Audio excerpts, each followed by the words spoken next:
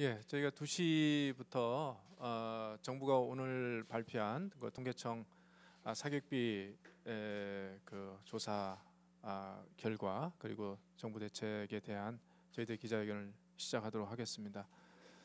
순서는 먼저 저희가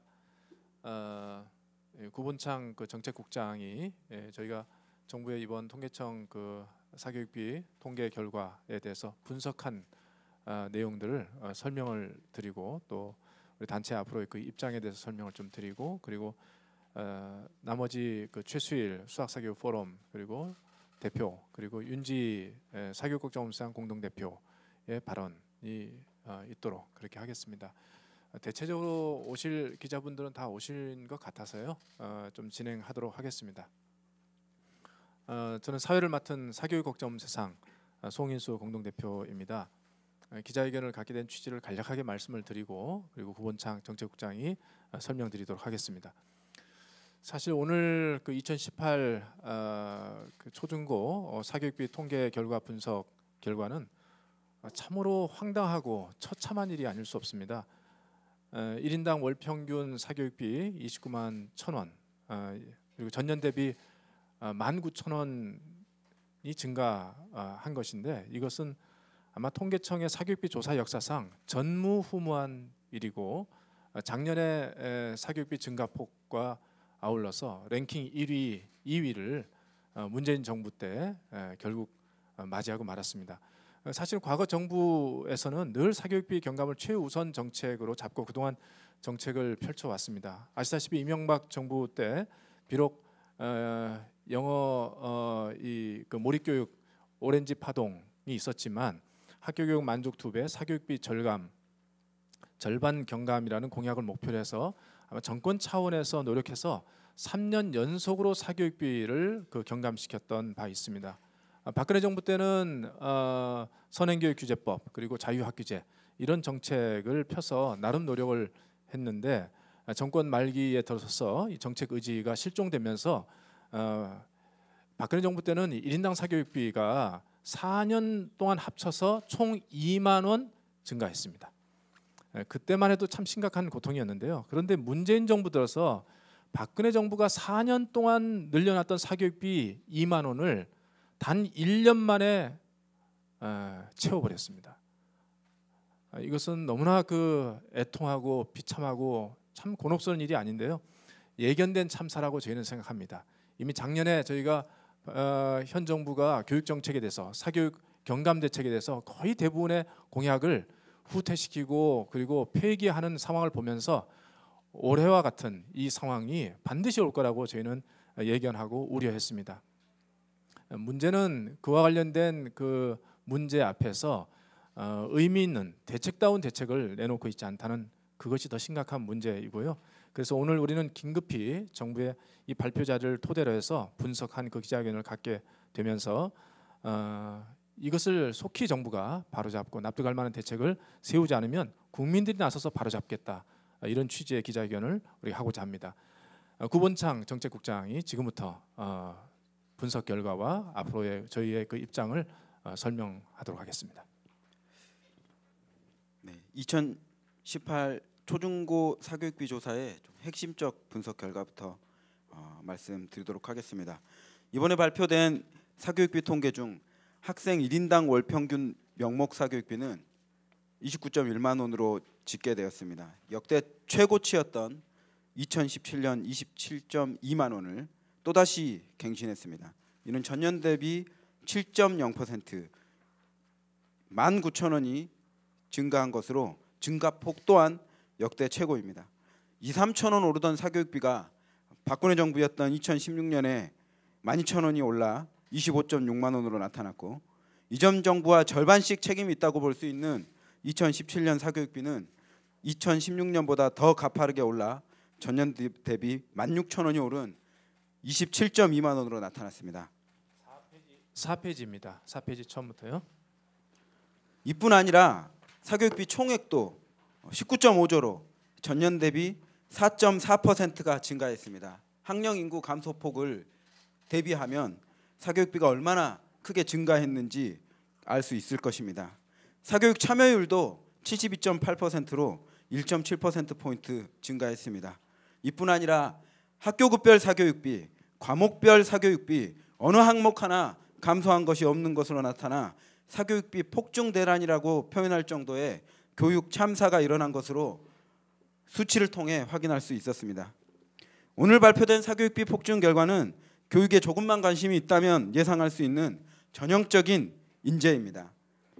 이전 정부부터 사교육비 폭증 신호가 지속적으로 있었던 것 외에도 작년에 발표된 2022학년도 대입제도, 2019학년도 역대급 불수능, 미온적인 고교체제 개선 등 문재인 정부가 발표한 교육정책마다 사교육 유발 요인을 내재하고 있었기 때문입니다.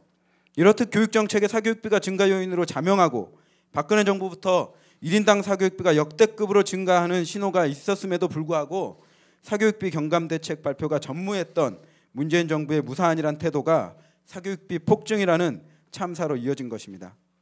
더 큰 문제는 상황이 이렇게 심각함에도 불구하고 교육부는 이렇다 할 사교육비 경감대책을 내놓지 않고 있다는 것입니다. 대부분의 사교육비 증가 요인이 작년에 확정한 대입제도가 낳은 부산물임에도 불구하고 교육부는 잘못된 대입제도를 안정적으로 정착시키고 참여율이 떨어지고 있는 사교육 상품 대체제인 방과후 학교를 활성화하는 것을 대책으로 내놓았습니다. 하지만 대입제도 및 고교체제 개선, 구체적이고 실제적인 학교교육 혁신 방안들을 마련하고 추진하지 않고서는 사교육비 경감은 결코 담보할 수 없을 것입니다.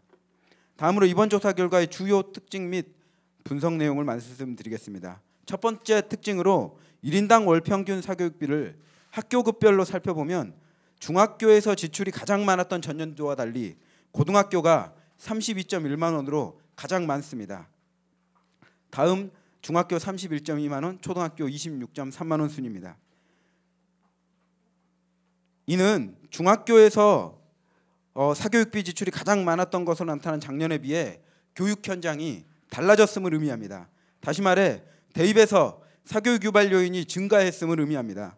특히 고등학교의 경우 교과 사교육비도 전반적으로 상승했지만 예체능 사교육도 4.5만 원에서 5.2만 원으로 전년 대비 7천 원 올라 예체능 입시 대비를 위한 사교육비도 지속적으로 상승하고 있음을 보여주고 있습니다.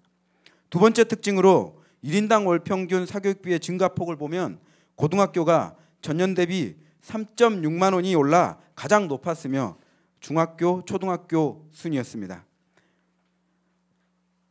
학교별 1인당 월 평균 사교육비 증가폭을 보면 초등학교는 25.3만 원에서 26.3만 원, 중학교는 29.1만 원에서 31.2만 원, 고등학교는 28.5만 원에서 32.1만 원으로 각각 만 원, 2만 1,000원, 3만 6천 원이 올라 모든 학교급에서 사교육비가 폭증한 것을 확인할 수 있었습니다. 특히 고등학교에서 사교육비 증가폭이 3.6만 원으로 가장 가파른 것으로 확인됐습니다. 3년간의 초중고 사교육비 증가세도 고교가 5.9만 원으로 가장 높았으며 그 다음이 중학교 3.7만 원, 초등학교 2.2만 원 순이었습니다. 즉 전년 대비 수치는 물론이고 3년간의 통계를 보아도 고교에서 사교육비 증가가 가장 높게 나타난 것입니다. 세 번째 특징으로 전년 대비 최대 증가치를 보인 고교의 과목별 1인당 월 평균 사교육비의 증가폭을 보면 영어가 7.7만 원에서 8.8만 원으로 1만 원이 올라 가장 높았습니다. 수능 절대평가가 실시되고 영어 사교육비가 동결됐던 작년 결과와 굉장히 상이한 값입니다. 다음으로 수학이 10.9만 원에서 11.8만 원으로 9천 원 올랐고 국어가 2.7만 원에서 3.8만 원으로 8천 원, 사회과학이 1.2만 원에서 1.5만 원으로 3천 원 증가했습니다. 모든 과목에서 사교육비 증가세가 고교에서는 뚜렷하게 나타난 것을 확인할 수 있었습니다. 네 번째 특징으로 소득 수준별 1인당 월 평균 사교육비 결과를 보면 가장 소득이 낮은 계층과 가장 높은 계층과의 사교육비 격차가 5.1배로 명확한 교육 양극화를 확인할 수 있다는 것입니다. 주요 특징과 관련해서 원인 분석 및 원인에 따른 대책을 말씀드리도록 하겠습니다. 고등학교에서 사교육비 지출이 가장 높은 것으로 나타난 이유는 작년 8월 발표한 2022학년도 대입제도가 사교육 유발 요인을 떠안고 있을 뿐만 아니라 2017학년도부터 이어져 온 불수능의 영향으로 판단됩니다. 작년 4월 교육부 박춘난 차관이 대학에 요구한 정시 확대 기조를 시작으로 대입 공론화 과정 및 대입제도 확정까지 일관된 정시 확대 기조로 인한 수능의 영향력 강화 신호가 수능 사교육 수요를 증가시킨 것은 불보듯 뻔한 사실입니다. 또한 작년 8월에 발표한 대입제도에서 학종 개선안도 수상 경력과 같은 대표적인 사교육 유발 요인조차 해소하지 못하는 미흡한 방안으로 발표되었습니다. 따라서 여기 2017학년도부터 흐름이 유지된 불수능 분위기는 수능 사교육 시장에 불을 지폈고 또 고교 사교육비 증가로 이어진 것으로 볼 수 있을 것입니다. 따라서 추가적인 학종 개선 방안으로 수상 경력, 자기소개서, 수능 최저학력 기준 폐지 등이 도입되어야 합니다. 더불어 수능 문항 출제 시 고교 교육 과정을 반드시 준수하는 등의 수능 개선안이 즉시 마련되어야 할 것입니다. 하지만 이러한 즉시 처방으로는 사교육비 경감 수준은 크지 않을 것이므로 정부는 입시 경쟁 완화를 위한 근본적인 대입 제도를 모색해야 할 것입니다. 분석 내용 두 번째로는 1인당 사교육비가 전년 대비 1.9만 원이 오른 29.1만 원으로 폭증한 이유에는 고교 체제 개선에 미온적인 정부의 움직임이 한몫한 것으로 판단됩니다.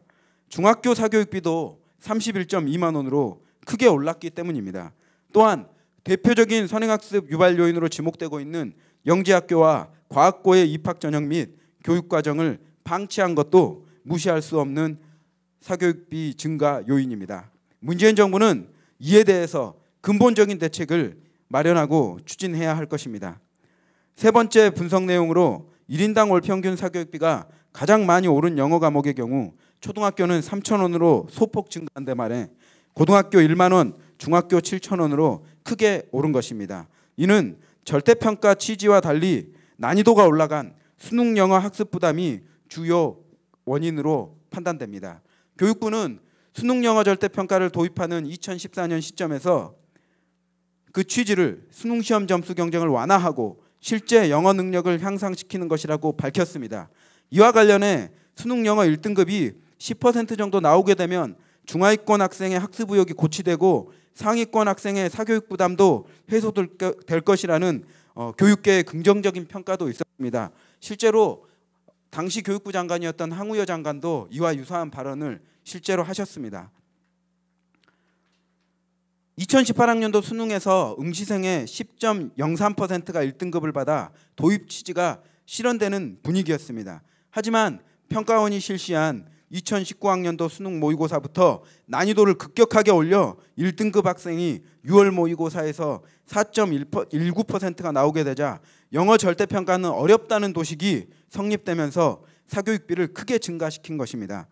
한국교육과정평가원이 제공하는 2019학년도 수능 채점 자료를 보면 실제로 영어 1등급 비율이 5.30%로 수학 1등급 비율보다 낮습니다. 90점만 맞으면 1등급을 받을 수 있는 영어의 난도가 얼마나 어려웠으면 수학보다 더 낮은 1등급 비율이 나왔을지 판단할 수 있으실 것입니다. 이런 기조가 이어진다면 당연히 영어 사교육 수요는 더욱 늘어날 것으로 예상됩니다. 따라서 교육부와 평가원은 수능 영어 절대평가 도입의 취지에 맞는 출제 난도를 반드시 유지해야 될 것입니다. 네 번째 분석 내용으로 사교육 수강 목적에 대한 응답에서 학교 수업 49%로 가장 높았습니다. 대입에서 고교 내신의 영향력이 커진 상황을 고려할 때 고교 내신 대비 사교육 수요 증가도 사교육비 증가 요인으로 추정됩니다. 대입에서 내신의 중요도는 높아졌고 지시강기 중심의 수업과 오지선다형 평가 방식이 여전한 고교의 상황을 볼 때 기출문제 풀이 중심으로 사교육기관에서 학교 시험을 대비하는 수요가 증가한 것입니다. 따라서 문재인 정부는 고교 내신 사교육비 억제를 위해 고교 내신 절대평가 전면 도입과 사교육기관을 통해 대비할 필요가 없도록 학교의 수업과 평가를 혁신하는 등의 특단의 조치를 취해야 할 것입니다. 2018년 사교육비 총 규모에는 전년과 마찬가지로 영유아 사교육비, EBS 교재 구입비, 방과후학교 수강비, 어학 연수비 등이 포함되었지 않습니다. 이 비용들은 사실상 교육부는 사부당 공교육비라고 이야기하고 있지만 실제적으로 학부모들이 체감할 때는 사교육비나 다름없습니다. 따라서 위의 항목들을 2019년 조사 결과 발표부터는 반드시 사교육비 총액에 포함해야 될 것입니다. 더불어 교육부와 통계청은 2017년에 유아사교육비 시험조사를 실시한 후 이를 통해 2018년 유아사교육비 본조사 추진 여부를 결정하겠다고 했으나 지금껏 유아사교육비 조사에 대한 계획이 발표되지 않는 상황입니다.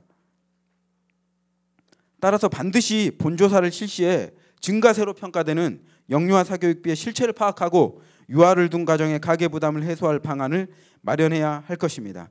특히 유아 단계의 조기 교육이 점점 연령이 내려가는 폐해를 막기 위해 조사 범위 또한 유아뿐 아니라 영아까지 확대하여 조사를 진행해 영유아 사교육에 대한 정확한 실태 파악을 바탕으로 영유아 사교육 경감 대책을 수립해야 할 것입니다. 2018년 초중고 사교육비 조사 결과 사교육비 폭증은 분명히 예견된 참사입니다. 박근혜 정부부터 큰 폭으로 증가한 사교육비 신호는 곧 가계부담이라는 국민 고통임을 문재인 정부가 인식했다면 출범 직후 실효성 있는 사교육비 경감 대책을 내놓았어야 합니다. 그런데 수수방관했습니다. 급기야 대입제도 등 사교육과의 영향관계가 깊은 교육정책마다 사교육 유발 요인을 내재하고 있음에도 아무런 대책을 내놓지 않았습니다. 이러한 정부의 움직임에 언론은 정부와 사교육은 연애하나요라는 기고를 게재하기도 했습니다. 그리고 사교육비 폭증 원인이 명확함에도 불구하고 원인을 제공한 대입제도를 안정적으로 정착시키고 MB정부에서 이미 실패한 정책으로 규명된 사교육 대체제를 공급하는 방식인 방과후 학교 활성화를 대책이라고 발표하고 있으니 몹시 당황스럽고 안타깝습니다. 역대급 사교육 폭증 대란 사태를 맞아 교육부가 내놓은 대응 계획으로는 2차 사교육비 폭증 사태가 이어질 것입니다. 문재인 정부는 범정부 차원에서 이 참사에 대한 근본적 대책을 마련하고 추진해야 합니다. 2019학년도 수능이 역대급 불승이었던 점과 교육부의 사교육비 경감 대책이 여전히 전무한 점을 고려할 때 내년에 발표될 2019 초중고 사교육비 조사 결과도 역대급이 될 가능성이 너무도 높습니다. 따라서 문재인 정부는 속히 학종 개선 및 수능 출제 개선을 비롯한 대입제도 개선, 고교체제 개선 정책의 적극적 추진, 영재학교 과학고 입학 전형 및 교육과정 개선, 고교의 수업과 평가 혁신 등의 사교육 유발을 근본적으로 억제할 수 있는 대책을 시급히 정비하고 추진해야 할 것입니다. 정부가 계속 침묵으로 일관할 경우 국민적 저항에 봉착하게 될 것입니다. 사교육 걱정 없는 세상은 앞으로 이와 관련된 정부의 정책 수립 과정을 지켜볼 것이며 현 정부가 지금처럼 미봉책에 그치거나 납득할 만한 후속 대책을 마련하지 않을 경우 시민들과 함께 비상행동을 전개하여 이를 바로잡을 것을 엄히 경고합니다.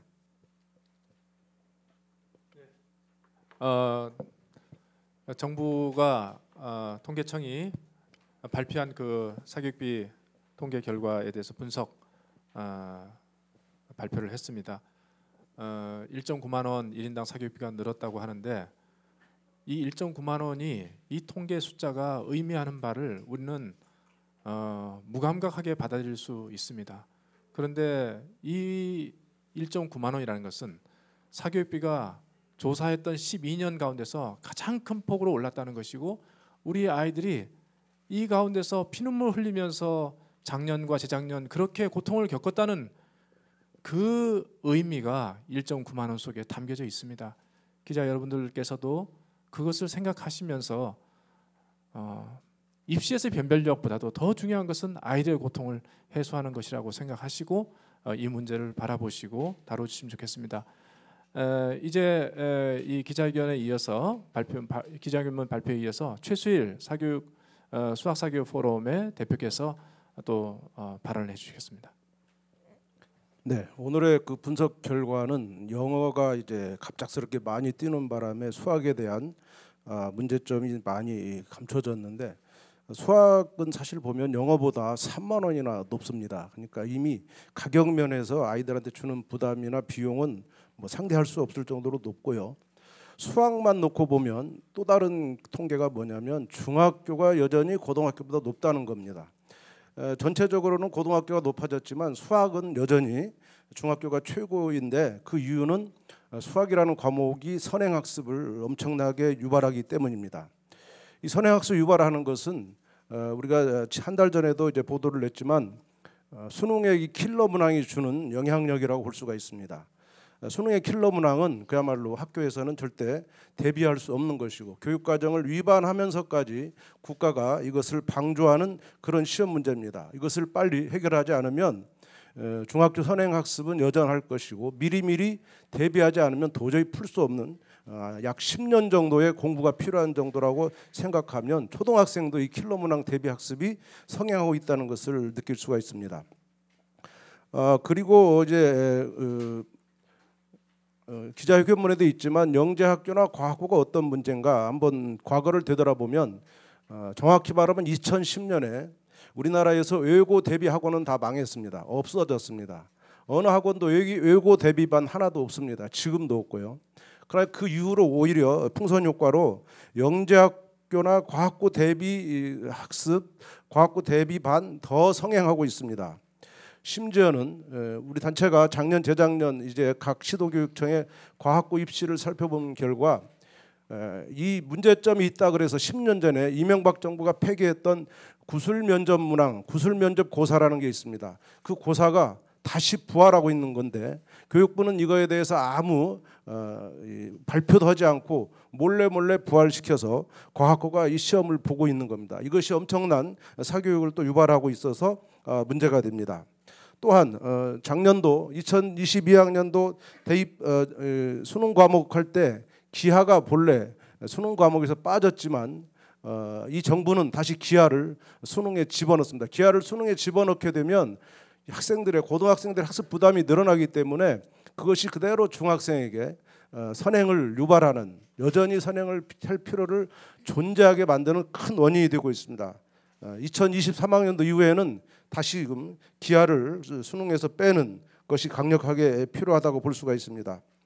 최근 서울시 교육청은 이 학교 내신 시험을 정상화하기 위해서 여러 가지 노력을 하고 있습니다. 그 일환으로 지난 2월에 서울시 내 중학교 시험 문제를 보도는 하지 않았지만 시험 문제를 분석을 했습니다. 그 분석한 결과 중학교 내신 시험에 킬러 문항이 등장했습니다. 물론 일부 학교이긴 하지만 그 킬러 문항을 등장한 학교에 가서 이유를 물었더니 고등학교 수능에 킬러 문항이 나오기 때문에 중학생부터 이것을 대비하는 학습을 학교가 시켜줘야 된다. 이렇게 지금 변하고 있습니다.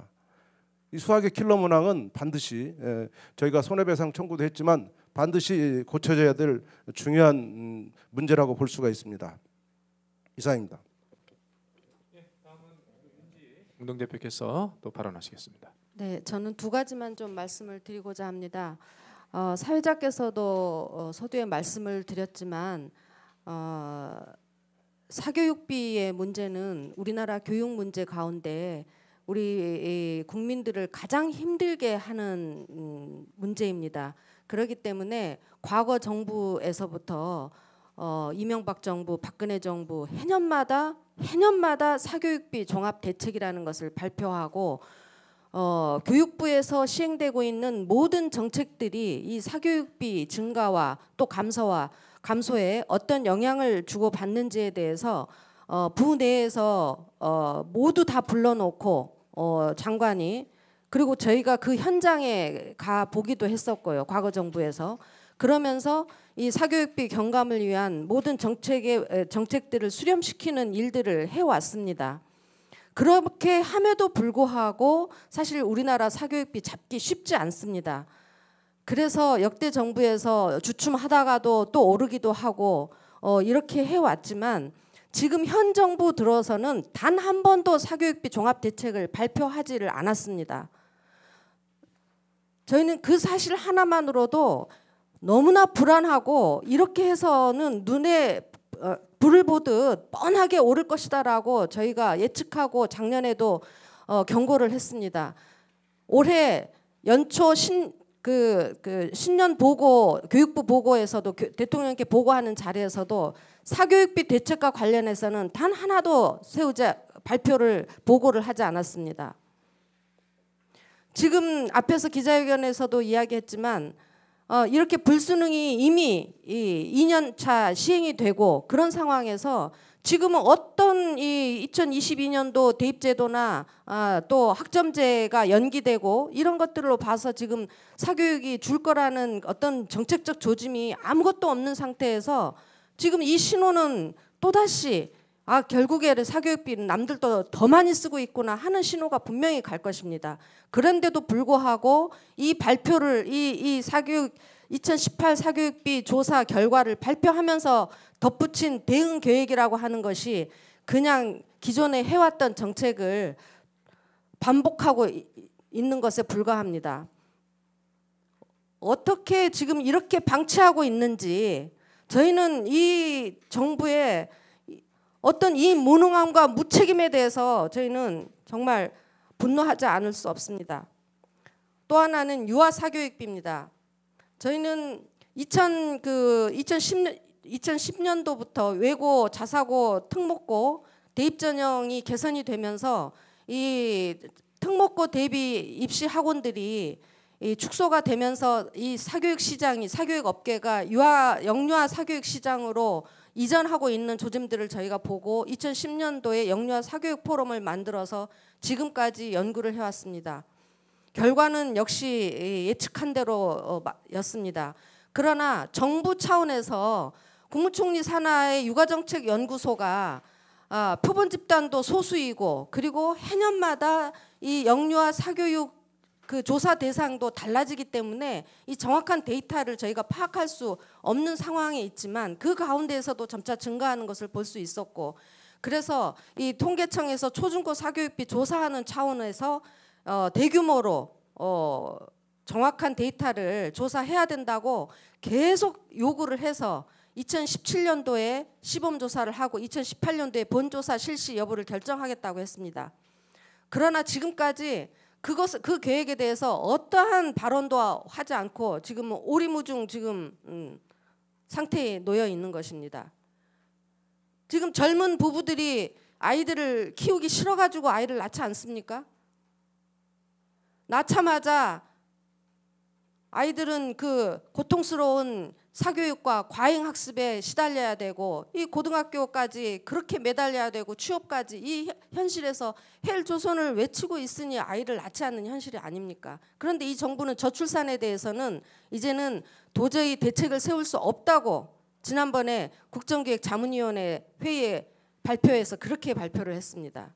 저출산 대책 이제는 없고 있는 아이들을 잘 키워보자라고 하는 정책으로 우리는 나아간다 이렇게 이야기하더라고요. 인간이 어떻게 결혼을 해서 애 낳기를 싫어하겠습니까? 현실이 애 낳을 수 없는 현실을 국가가 만들어 놓으니까 낳지를 않는 거잖아요. 지금 아이들 이 핏덩이 같은 아이들이 도대체 어떤 현실에서 처해져 있는지 이 정부는 조사부터 해야 됩니다. 다시 한번 촉구합니다. 네. 참 저희가 사교육비 통계 발표를 할 때 이렇게 기자회견을 한 적이 거의 없습니다. 대체적으로 분석 보도 자료를 내는 정도로 그렇게 마무리를 좀 했지 이렇게 긴급 기자회견을 했던 기억들이 별로 없을 정도로 지금 상황은 매우 심각하고 엄중한 상황이고 이것으로 끝이 아니고 이제 2019년 또 사교육비 조사를 하게 되면 작년보다 훨씬 더 늘어날 것이라는 그런 우려까지 같이 있는 마당에 이 상태로 저희가 보도자료 한 장 내는 것으로 끝낼 수는 없다 생각하고 오늘 기자회견을 했습니다. 기자분들께서도 뭐 보시는 바가 또 있고 느끼시는 바가 있을 테니까 지금부터 뭐 질의응답 시간들을 저희들이 좀 갖고 또 이제 잠깐 시간을 좀 이어보겠습니다. 혹시 질문하실 기자분께서는 소속과 그리고 성함 말씀해 주시고 그다음 질문해 주시죠. 네. 네.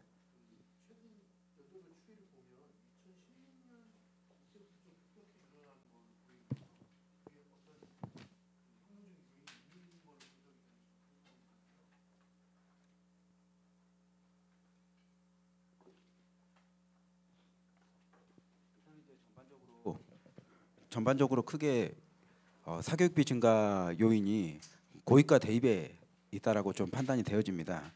그런데 이제 박근혜 정부 초기에 어떤 사교육 경감 대책을 내놓고 또 대입 간소화 정책이라는 정책 기조를 내놓고 출범을 했는데 그 학종 문제라든지 또 수시 수능 최저학력 기준의 뭐 적용이냐 미적용 문제라든지 또 대표적으로 좀 사교육 유발 대입 전형으로 평가되는 뭐 논술이라든지 특기자 전형 축소 및 폐지 여부라든지 이런 부분들에 대해서 정권 초기에 워딩을 하면서 신호는 주었지만 실제적으로 이것을 뭐 그 강력한 축소 및 폐지로 이어간다든지 또 학종의 그 비교과 영역과 관련된 자기소개서와 관련된 그 사교육 유발 요인들을 해소하는 정책을 마련한다든지 이런 부분들에 대해서 그 거의 정책적인 결정이 없었던 것들이 좀 증가 요인으로 크게 나타났다라고 좀 보여지고요. 그리고 이제 MB 정부 때 그 시작했던 고교 다양화 정책으로 인해서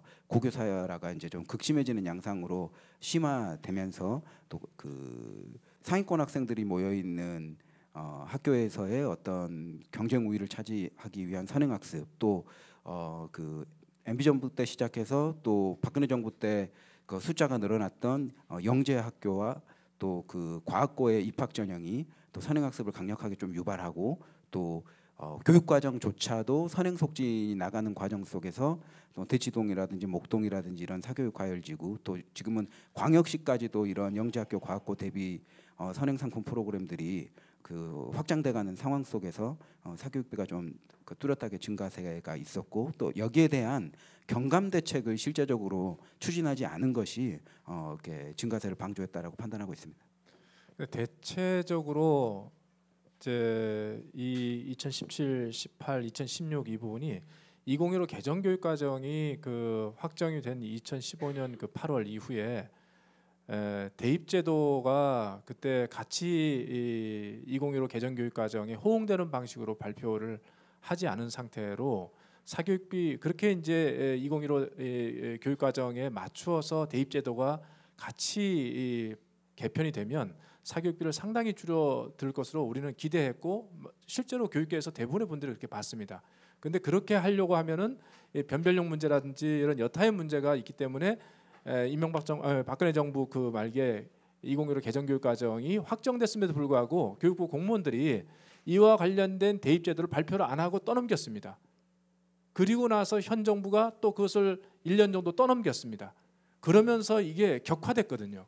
그러면서 실제로 그 2015 개정교육과정의 취지에 맞춰서 수능 개편을 하는 것들을 하지 않겠다는 신호를 지속적으로 준 것이 실제로 지난 3년 동안에 이 사교육비가 격화된 요인 중에 하나고 두 번째는 정부가 특히 박근혜 정부 때 2016 정도 되면요 사교육비 경감 대책 이 정부도 이때는 2014년 뭐 이제 이때 또는 2013년 이때는 사실은 그 선행교육 규제법이라든지 또 자유학계제 이거 상당히 이게 드라이브를 좀 걸면서 영어 절대평가 이런 흐름들을 만들어 갔었는데 2016 이 정도 때부터는 아예 사교육비 대책 발표 안 합니다.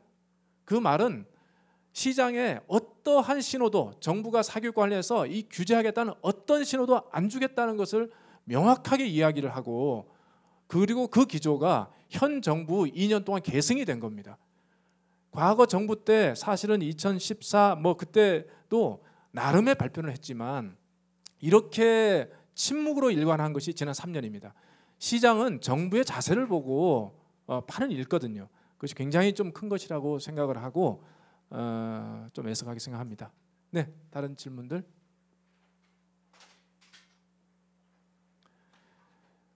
네네.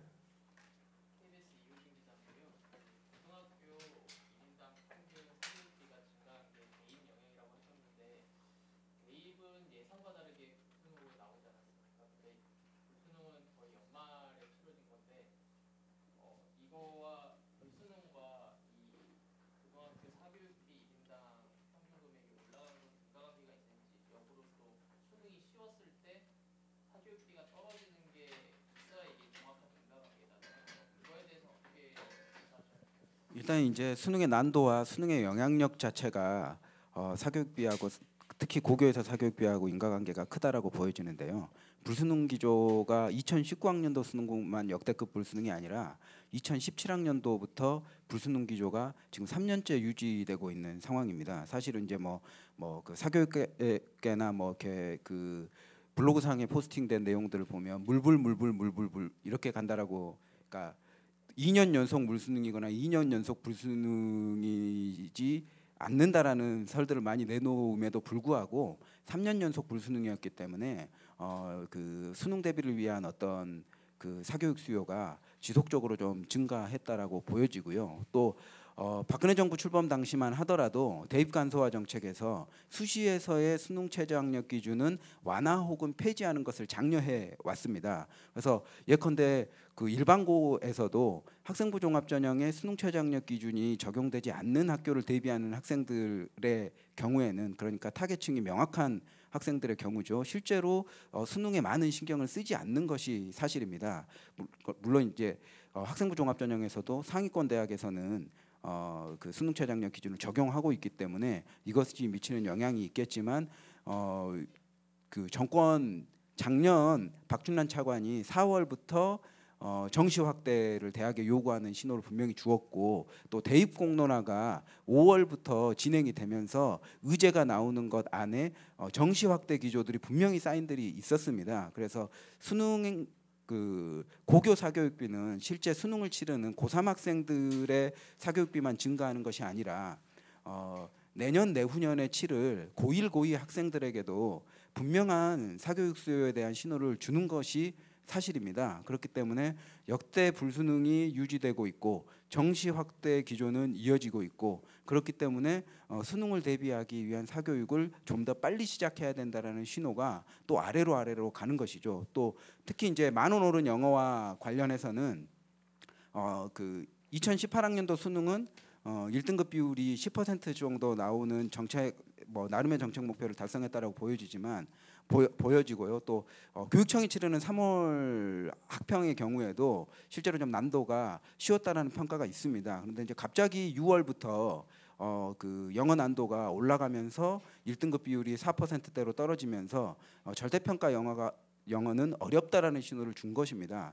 그리고 사교육비 조사 결과는 5월에 1차, 9, 10월에 2차 그 조사한 것을 그 종합해서 나타내기 때문에 9, 10월에 진행된 사교육비 조사에는 이러한 전체적인 정시 강화, 또 불수능 기조, 또 영어 절대평가는 어렵다라는 신호들이 종합적으로 영향을 미쳐서 결과값으로 나타났다고 좀 판단하고 있습니다. 네. 또 저희가 이제 작년에 그 대입과 관련된 이 갈등에서 뭐 정시 확대냐 수시 확대냐, 내지는 학종이냐 이제 수능이냐, 뭐 이것에 대해서 기관 내지는 단체마다 또는 개인마다 입장 차이가 좀 있는 것 같이 보이는데요. 저희는 수능도 개선해야 되고 학종도 개선해야 된다. 수능은 불수능의 문제를 해결해야 된다. 이렇게 보고 학종의 경우도 아이들에게 고통을 주는 요소가 너무 많고, 그래서 수상 경력과 같은 그 비교과 영역 절대 계속 유지해서는 안 된다. 그런 입장을 계속 개선안을 발표했음에도 불구하고 현 정부는 이와 관련해서 어떠한 추가적인 개선 대책도 지금 내놓고 있지 않은 그런 가운데 있고, 앞으로도 그렇습니다. 그래서 이 모든 그 대입의 영향을, 사교육에 영향을 주는 그런 대입의 요소들을 사실은 전면적으로 혁신해야 됐다 하는 생각도 있는 것이고요. 그리고 그 이 단기적인 어떤 이런 대책만이 아니라 사실은 대입 경쟁이 있는 한, 고입 경쟁이 있는 한, 이 사실은 사교육비 부담은 사실 완전히 해소되는 것은 아니기 때문에 근본적인 대입제도, 또 근본적인 고등학교 체제 개편의 문제, 이것에 대해서 이제는 관심을 안 가지면 안 되는 시점으로 돌아섰다.